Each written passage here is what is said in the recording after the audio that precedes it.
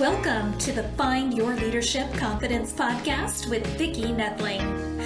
You are about to discover impactful lessons that help you grow as an individual, grow your confidence, and find the positive and good within you, so you powerfully and authentically become the best version of yourself. Be sure you visit our website at www.findyourleadershipconfidence.com. While you're there, subscribe to us via your favorite network. Now tune in, get ready, and enjoy the journey of emerging as a leader of exception in the 21st century. Welcome everyone to the Find Your Leadership Confidence podcast. I'm your host, Vicki Nedling, coming to you from Roswell, Georgia. The goal of this podcast is to bring topics and guests that will empower you to take your business to the next level. Today, I am so excited to have Bob Wheeler as my guest. And let me tell you a little bit about Bob. He says, as a man of true integrity with infectious energy, he is on a crusade for personal growth cross-pollination with his accounting practice to create a new approach to personal finances. His passion is to help others gain insights about how their emotions trigger financial decisions. Combining finances with behaviors, Bob explores his personal concept of creating a healthy relationship with money in his book, The Money Nerve, Navigating the Emotions of Money, and his online course, Mastering the Emotions of Money, and his podcast, Money You Should Ask, and his latest endeavor, Financially Fit Kidz with a Z book series. Bob also conducts Radical Abundance and Money at its core seminars. So core spelled C-O-R-E capitalized, so there must be a reason for that. Internationally and across the US, Bob is a core energetics and radical aliveness practitioner. Got to ask about that. While strengthening his accounting practice, Bob has simultaneously pursued his love of satire and ventured into the realm of stand-up comedy. I love it. Yes, you read that right. He has for 30 years helping his clients, has distilled a concoction of warmth, humor, information, motivation, and budgeting directives that he offers to anyone with financial concerns. He is the founding partner at Wheeler and by CPA and currently the CFO for the world famous Comedy Store. Our theme today, the money nerve, money and emotions. Please welcome Bob Wheeler. So, thank you, Vicki. Comedy, look at you. Look at me. Well, it's all crazy. It's crazy. It's great to be here. Great to be here today. It's so funny when in my Toastmaster world here in Georgia, we have one of our past district leaders works for an accounting firm, and every year they put on the funniest accountant. And I worked for 10 years for an accounting firm, and I just thought, there is no way that these guys are going to be funny. But yes, you do have that satirical humor, that wit that makes us all laugh. Gotta have it. Although I will say I've been at a couple of accounting seminars where they've asked me to do some comedy. And if you don't tell the accountants it's comedy, they just start taking notes. And it was so, I was like, you got to tell them. They're like, no, we're going to surprise them. I'm like, yeah. And they literally just started taking notes, and they were like, wait a minute, what? Wait, this was LOL. You have to. Yeah, LOL. All right, so let's get started. Where do you call home? So I call Los Angeles, California home, although I did grow up in Tennessee, Clarksville, Tennessee, but I've been in Southern Cal for, 35 years. It's been pretty awesome. Tennessee is a great place to live. Love it. So that kind of leads nicely into just tell us a little bit. I mean, I gave a great background for you, but tell us a little bit about your backstory. How you got from A to B. Exactly. Well, interestingly enough, I planned on never leaving Tennessee. I was going to go to college, be a lawyer, have a little 10-acre farm in Memphis, and never go any further. I got into college, decided I didn't like some of the lawyers that I met. And even though I took all my Constitution law and everything, I was also taking accounting to help my grade point average, because in high school, a friend of mine said, I think you would do well at this. And I did really well. So I was like, oh, easy A. And so never planned on that being my path. Towards the end of my college career, I realized, you know what, this is something I can do. It's easy. I thought you had to work at stuff hard, like, and to get paid for it. But accounting was something just came to me. And so started doing that. I was working for the Hilton Airport Convention Hotel right out of college. And we had a huge snowstorm. And I thought, you know, I'm going to go to California for a couple of years, stay with my grandparents, and then I'll head back. And then I stayed and I stayed and I stayed. And here I am. And so, yeah, California sort of became my new home, and it's been great. I've been doing accounting, comedy, and working on my passion to normalize conversations around money, because there's so much. There's a lot of entertainers out here. I work with a lot of entrepreneurs, artists, and stuff, and I just kept seeing all this sabotage, as well as looking at my own personal story where I had my own money beliefs that were self-sabotaging, and decided to write about it. I think most of us have those. Absolutely. So how do emotions impact financial decision making? Well, it's so interesting, because when I speak at brokerage houses to financial advisors, people will say, money and emotions, what are you talking about? Right? Money's money. 2 + 2 is 4. The thing is, how do you feel about that? Right? Yeah, right. And so it's been surprising to me that a lot of folks don't see the connection between emotions and money, and a lot of it's unconscious. But the best way I illustrate that is I ask people, how do you split a bill at a restaurant with a group of 10 people? Oh, good God. And let me tell you, that brings up emotions. To make that 10 ladies, it's even worse. Right? I didn't have the wine. I didn't have dessert. You ordered double, right? And some people go hide in the bathroom, or they leave early and forget to pay. I've seen all of it. Yeah. And so emotions, they do keep us from moving forward. Sometimes we allow them to self-sabotage. I've had clients that change jobs just to avoid having to do public speaking as a manager of a department. Right? Send them my way, send them my way. And so there's just so many places where we might define success as a certain way, and then if we don't hit that mark, we're a failure, and we're our own worst critics. And so to start to understand how fear, self-worth, all of those things come into play when we're making a financial decision. And I think the emotion probably comes in a whole lot harder and stronger when you ain't got the money. Yeah. You might be floating on good, you know, I got lots. And then when that's not the case, it definitely gets amplified. So how did you create Financially Fit Kidz? Well, you know, one of the things for me is it's just been this mission of financial literacy. And so I was aware that a lot of people don't talk with their spouses. Their parents didn't talk with them about money growing up. And again, this isn't judgment on my parents, because most folks didn't know. But I wasn't taught basic financial literacy, as well as healthy boundaries, saying no.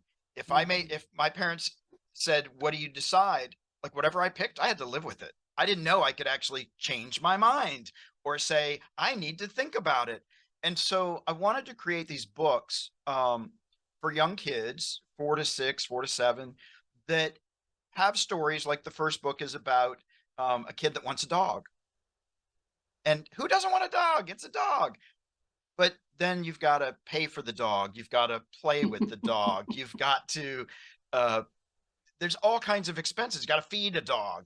Doctor bills of a dog. And the doctor bills, right? And so ultimately, this kid wants the dog, but after he babysits a family dog for a couple of weeks and realizes all that's involved, he decides, well, I want a dog, but not right now, because sometimes we don't understand the impact of our decisions. And so we just go, yeah, that's what I want. Oh, I didn't know these things would happen. And so I really wanted to write this book series with kids from all walks of life. There's immigrant kids, there's adopted kids, there's single parents, there's all these different kids that come together with their different perspectives, and they're learning about having a dog, responsibilities, advocacy for others that can't advocate for themselves, learning to start a business. One of the stories that the next book is about a kid who starts selling cookies at school, and it's a really great profit margin until her parents realize that she's taken all the ingredients from their restaurant and that there's a cost, right? And so there's a teachable moment there. And it's those kinds of things to just help kids start to have these conversations. And at the end of each book, there's a series of questions that parents, teachers, adults can ask kids to engage in their current personal life to make it more real. Yeah, it's so very true. I work with a teacher who is outstanding, and he teaches 6th, 7th, and 8th graders entrepreneurship in a public school. That's great. And he has about 40 of us entrepreneurs that help. So I teach the public speaking and helping with pitches and things. We just had a Shark Tank first session, and they just came with our ideas, and we were to advise them. And so the kid had his idea of what he was going to be doing to create a clothing line he was going to design. And so I said, well, what's your cost factor, and where are you going to get the money to start up? And he said, Mom. I said, it's Mom, no. Yeah, exactly. Got to notify the banco. Yeah, so to him, it was like, well, who else is going to get you? Right, so, exactly. Right. So cute. So why do we need financial therapy? And what does a healthy relationship with money look like? Yeah, so the reason I think we all need a little bit of financial therapy is because most of us unconsciously make financial decisions. We don't necessarily know what's triggering us. And so sometimes we may be doing something, overspending to fill a void, trying to impress other people, things that we're not really aware that we're doing. And so the more we can get really clear about our relationship, healthy or not, where do we self-sabotage? Where do I leave out parts that don't feel comfortable to talk about? And I've worked with a lot of people who will lose a business instead of walking away from it because they don't want their parents to be disappointed. Or, I had a woman that just kept self-sabotaging. She'd get her business just booming, making so much money. And then she would just run it into the ground. And when we talked it through, I said, I've seen this happen 3 or 4 times over the course of the last 12 years. The way she knew her mom loved her was when her mom rescued her from her failing business. Oh, wow. And oh my goodness. So I said, maybe we could just ask Mom if she loves you and not go through all the drama, But if we're not aware of it, if we're not self-reflecting, if we're not digging and trying to understand, oh, that came from when I was 5 and I had this shaming moment around money, or I was embarrassed because I didn't have new clothes, whatever it might be, these things from our past shape who we are today, and we don't always know what's driving it. Yeah. Like for me, I keep my pantry full because I came from a family that had, my mom didn't work until I was in high school, and my dad was a postal worker, had 3 jobs, and we had 6 kids, and we had $100 to buy us food for a week. Yep. And I had times when, it was close. So I always have, and I know it's from that. I know it's that emotional, I don't need all that there. No. But it's like a pain if I see the fridge or the pantry's empty. Yeah, and I totally relate to that. People laugh, and I don't do it as much, but I used to go into people's houses to make sure there was food, because Yeah. I grew up 5 kids. Money was very tight. Our parents dipped into our savings, so what was the point of saving? Because mom and dad are Yeah. going to take it. And I have enough food to last me months Yeah, because me too. I have Apocalypse. it's coming, it's coming. And so for everybody's different, but I totally resonate with Yeah. stocking 500 pantries worth of food. And and with that, looking at all that stuff helps us to have a healthy relationship with money. Yeah. It doesn't mean that we're multimillionaires. It Mhm. doesn't mean like I've got all the assets in the world. It means I'm living within my means. Mhm. I'm hopefully finding joy and gratitude in what I do have, and I'm looking at my life for my experiences, my deeper authentic relationships, Mhm. that I'm able to live within my means without stress. And it doesn't mean that I have to have $6 million, that everybody must be impressed, and then after I get the 6 million, I got to do this and Yeah. do this and do that. So really just starting to be okay with what I have and seeing the wonder in what I do have. And Yeah. yeah. And we always talk about the people around us. I always talk about the people you have at your table that maybe you should ask to leave. Right. And I think this is an area where that's kind of important too, because if you are okay with your circumstances, that you are happy, that you don't need anything more than you've got, then why should you let somebody else goad you or embarrass you or um, stress you out to have more just because they do or that's what they want? Yeah, absolutely. And I always say, to my folks that are trying to keep up with the Joneses, Mhm. maybe you don't even like the Joneses. I Maybe they're not, know. maybe they're not even great people. Maybe I don't really care what the Joneses think. Yeah, Sorry to the Joneses out there, but yeah. um Are and the so Joneses even happy? they might not be. Yeah, It might be a facade on their part. yeah, And so yeah, learning to just be more joyous in what we do have and stop this comparison thing that takes us nowhere but yeah, down. for sure. So what happened in Africa that changed your belief around money? Yeah, so when I went to Africa, I was still of the mindset that we are our accomplishments. That's how I was socialized. Mm, You got to do, you got to do, you got to be, you got to be. And then as right. soon as you do that, you can't take a breath because you're only as good as your last accomplishment. So you don't really get to sit for long because you got to move to the next thing and you got to move Yeah. to the next thing. And so like you've got to have the fancier car, you've got to drive a nice car, you've got to have the newest whatever. And Hmm. so that was really where I was coming from, because I was still like on that hamster wheel. Yeah. And when I got to Africa, I was in Tanzania. The average income at the time was $100 a year. And these people were incredibly happy. Yeah. I ran a marathon there and people ran barefooted or in dress shoes, and they were incredibly happy. They would have given me the last Coke, the last Hmm. shirt off their back. And I kept saying, what's wrong with you people? Like, how can you be happy? You don't have material things. You don't have accomplishments, right? It really, I couldn't get over how generous they were, Yeah. how alive they were in spirit. And I kept going, and what I realized was what was wrong with me, Yeah. right? And it wasn't again, it wasn't what was wrong with me. It was, oh, this is how I was socialized. Mm. And I thought everybody should be thinking the way I do, which is Mm. the joy and benefit of traveling, is to actually It see is. multiple perspectives. Yeah. And when I realized that maybe my happiness wasn't tied to me pursuing all kinds of accomplishments, but actually stopping and living my life and looking Mm. at the relationships that I had, look at the amazing travel experiences I had, and really shifting my whole perspective to gratitude. Yeah. It changed everything, because they were so grateful. They would take my trash and recycle it, you know. And as Americans, sometimes we're a little bit, I need new things and throw that. And Mm.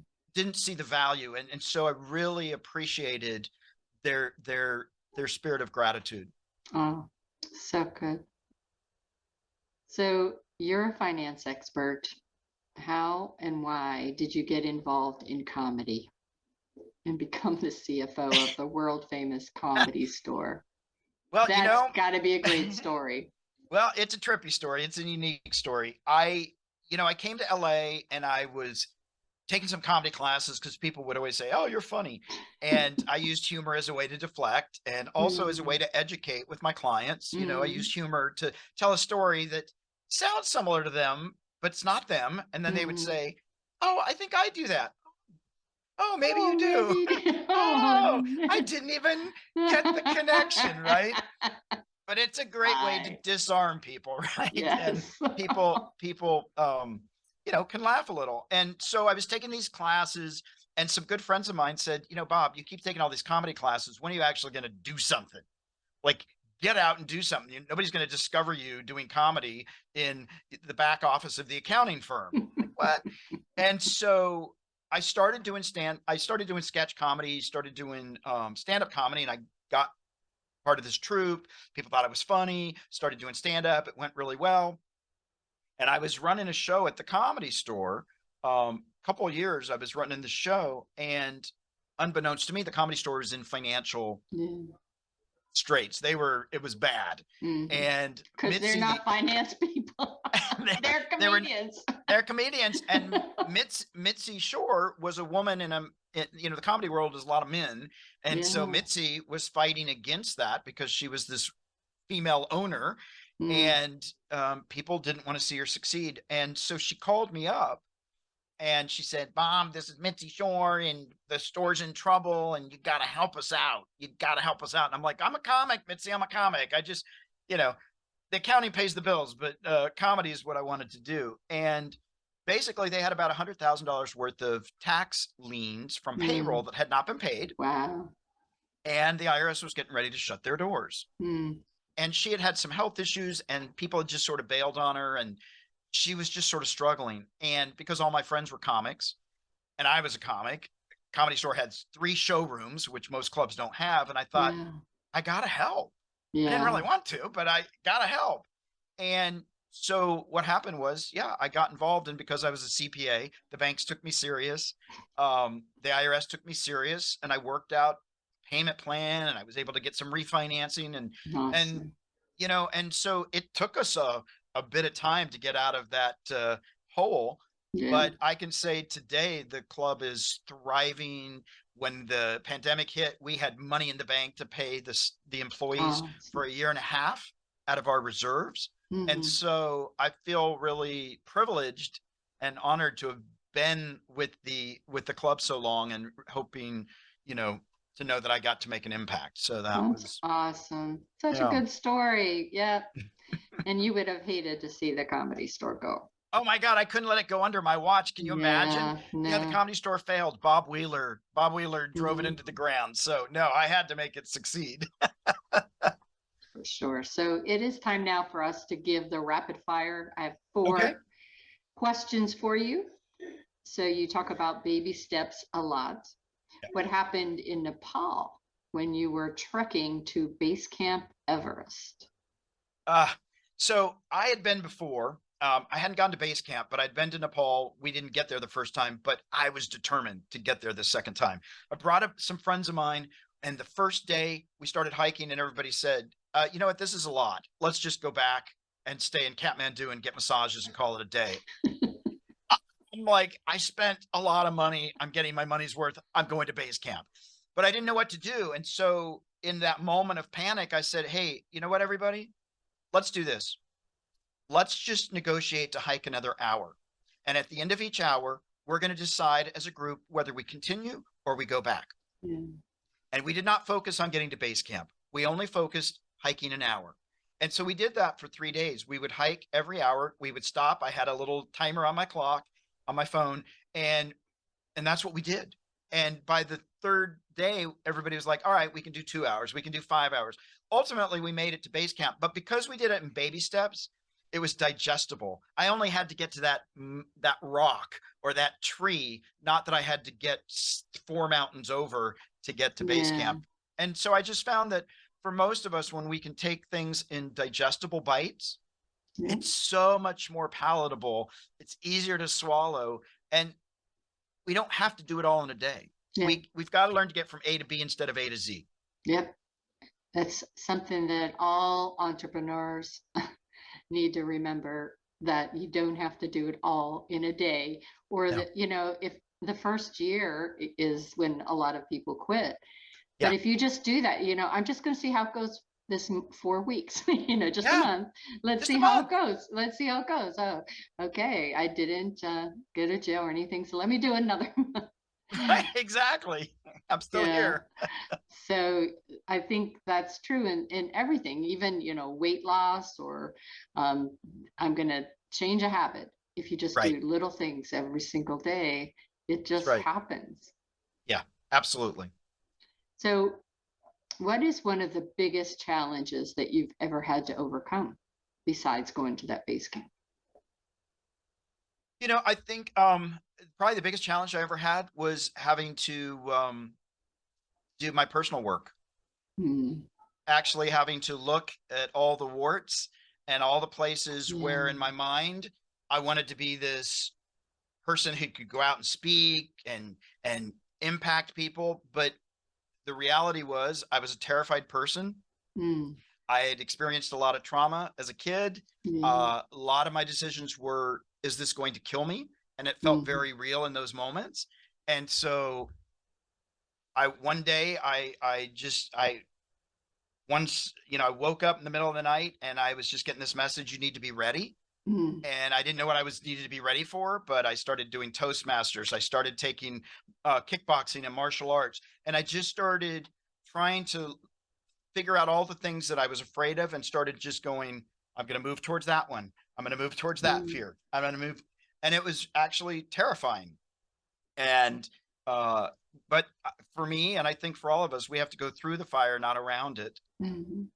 if we want to come out on the other side. And so for me, I literally, the first time a friend said, I want you to do this workshop, I think it'll be life changing. I said, yeah, I'm going to die. That's going to be the life changing. And she said, I'm going to go to this workshop with you and I'm going to sit outside so that you're going to be okay. Yeah. And that's what literally happened. So I overcame a lot of fear. Mm. If you had talked to me 10 years ago and asked me to say my name in a circle, I would have been like, my name, like I could barely talk. And so really having to push through all that, I think was probably the biggest challenge and the most rewarding. I always say that you can't ever know true joy until you know fear and Yeah. and disappointment, and so you have to get through it. And I think people tend to try to run away from failure and fear instead of just going into it. I'm afraid of heights, and I was deathly afraid of heights when I was younger. But now one of my favorite things is fly. I haven't mastered actually flying a plane, but I love to fly. And I've done things, pushed myself to go places that are high that I know I don't want to be on. As long as I don't end up throwing up or something like that, then I'm good.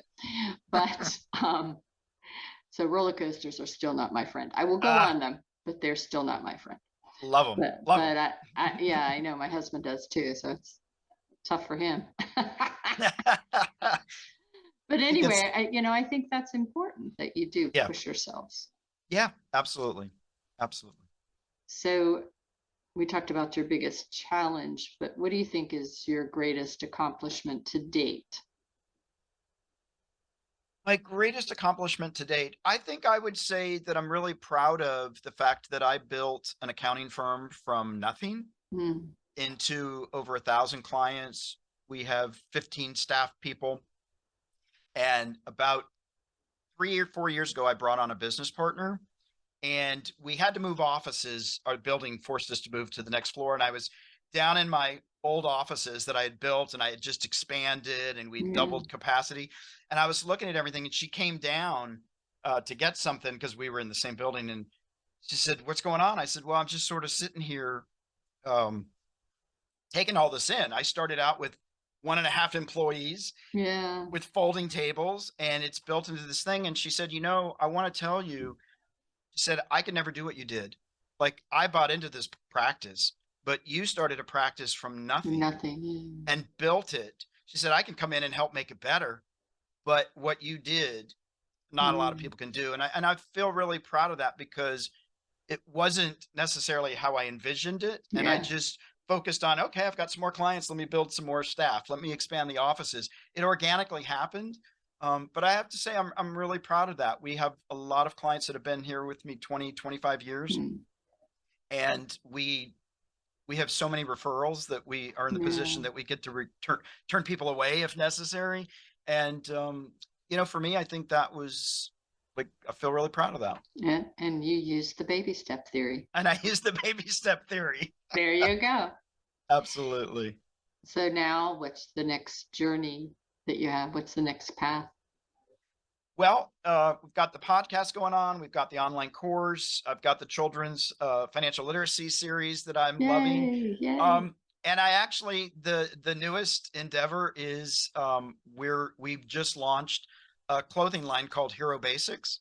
Oh, very cool. Yeah, I feel like the world needs more heroes. And so we're really working on cultivating that concept of we're all heroes. We're all somebody's hero, heroes in training. And so we've got a line of clothes for kids and adults and dogs that really just hope.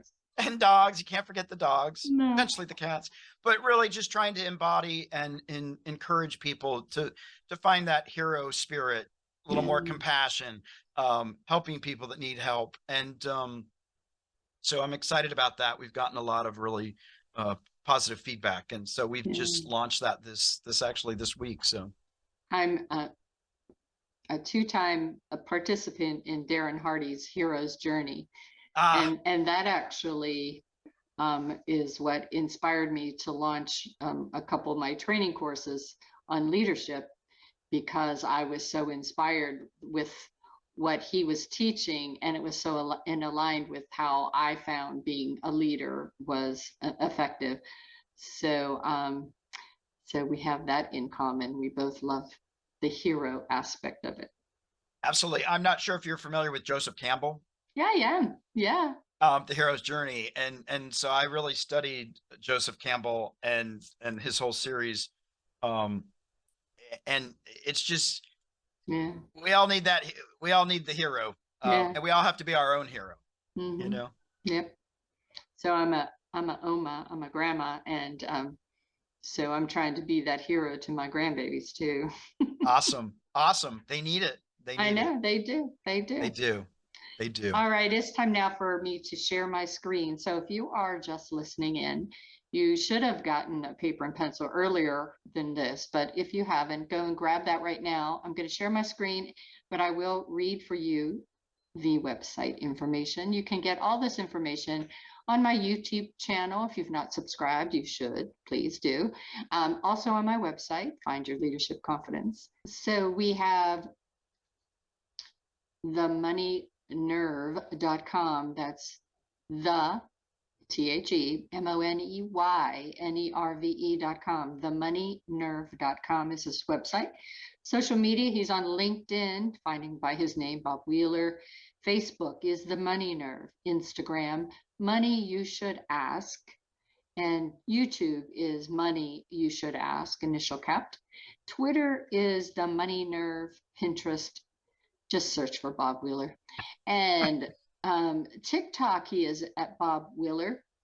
And I'm going to let him talk to you a little bit about a quiz that he has that's available for you to grab. So we have this free quiz, and you can go to testyournerve.com, and sort of explore your money and emotions relationship. So many people will say, yeah, I don't have anything around money. And so the testyournerve.com is a great way to go in and just sort of explore your tolerance level for risk or for saving or for spending. And it just sort of gives you an assessment of where you land with your money and emotions. So, Very good. And they're also, if they're at the website, there's a lot of free resources, because we do like to give free resources for people that are, wanting to better their financial literacy. Perfect. Perfect. So it has been a pleasure having you on. Lots of fun talking to you, Mr. Bob Wheeler. Thank you for sharing your stories, your great tips, your information that is on your website and all those social media locations. Please do take advantage of his quiz. I believe that everybody has money emotions and they're just hiding it if they don't admit to it. So if you don't do anything, just take it for kicks. So please Exactly. go to themoneynerve.com to get that information. But Bob, thank you so much for being a guest on the episode. And as always, I remind everyone that life is a journey and it's up to you to enjoy the ride. This is Vicki Nettling signing off. Thank you for tuning into the Find Your Leadership Confidence podcast with Vicki Nettling, where we share impactful lessons that help you grow as an individual, grow your confidence, and find the positive and good within you so you powerfully and authentically become the best version of yourself. Remember to visit our website at www.findyourleadershipconfidence.com and enjoy even more great episodes like this one. Again, while you're here, subscribe to us via your favorite network. We look forward to seeing you next time on the Find Your Leadership Confidence podcast.